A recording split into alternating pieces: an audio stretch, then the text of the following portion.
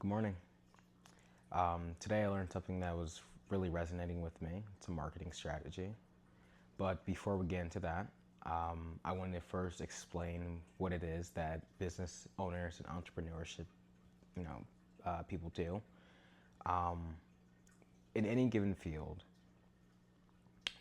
you do not want to create desire for your market or for your product or industry or offer. You want to convert desire that's already there into demand for your business, for your product, for your service, for your offer. So it is not our job to try and create that desire in a potential buyer. It is our goal to already it is our goal to find the people who are already interested in whatever it is that we do, so the industry that we're in, and convert them to demand, as in to why choose us as a business owner, or why choose us as a business instead of the next competition over. That's the main goal, main point.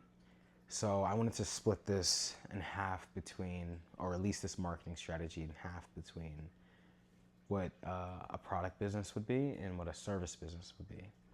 So for a product business, the desire comes from more physical attachment type of thing, or a kind of boost in what their life is in a sense. So if, for example, I have this blue plate, right? I can see this blue plate. I can feel this blue plate. I can smell the blue plate. I like blue. It's a good color. So all these visual cues and physical cues are all kind of aiding in the decision-making process of whether or not I want to buy this product. Now, if it's reliable or if it's actually worth the money, that all comes down to like what the actual business is and all the reviews and how it kind of correlates with that. But just the product in general, physical, you could touch it, you could see it, you can feel it.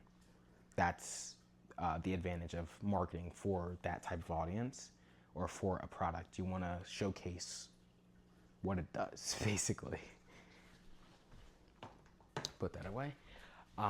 For a service business, instead of having something physical, because as a service you can't sell a physical item that you can use or that you could do, or that can do the service industry is more of an end result. You want to sell an end result to your desired client, right? You want to, I'm trying to think here. You want to use something that's called finish line language, which is the principle I learned today. It's where instead of you're selling the service of like what you do, how exactly it happens, and whatever it is that you're doing, you're not selling that to your client. You want to sell them something simple, something end result. So, for example, if I had a client who is like, upset about their vision at night and they can't see out of their headlights, because I'm in a headlight restoration business, I would tell them that I can, restore their headlights to where you could see out of your headlights at night. Now, the way I'm saying that is I'm delivering an end result. I am delivering a improvement to their quality of life now, right? They already know that they can't see out of their headlights. They want to do something about it. So that's the desire right there. The only thing that I'm doing, I'm helping them get from one problem, so point A, to point B, which is the solution to that.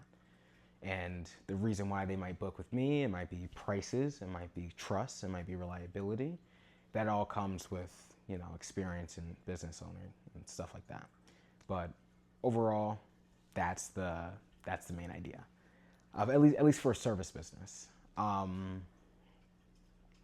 And yeah, so I am definitely gonna use that type of mentality next time I'm trying to, engage with a lead or bring in a potential buyer. I would definitely use, because I'm in the service industry, so I would definitely use that finish line language, that end result to there. I also want to mention, I also learned a funneling system of where you have, I can't think. See, my brain is all tired from the morning. Um, it's a funneling system of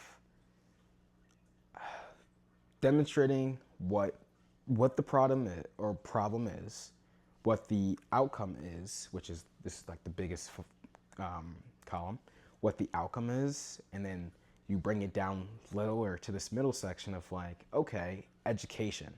So now it's like, why do the headlights get cloudy? What can we do to prevent it? Stuff like that. That's the education and why it's important for your potential buyer.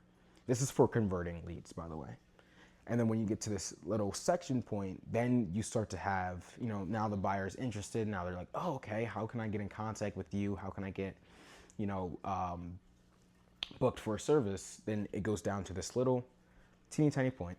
And then that's when you have your contact information, how they can, buy from you or link from you or, all these different links at the bottom.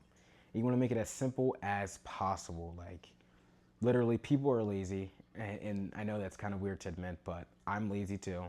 A lot of people in this world are lazy, and they don't want to have to go through all these little steps just to get to one end product, end goal. So, make it as simple as possible, and I guarantee you, like, I'm also doing this as well, but I guarantee this direction will be a good direction for me and for anybody else who is trying to do this as well. All right. Bye, guys. Have a great day.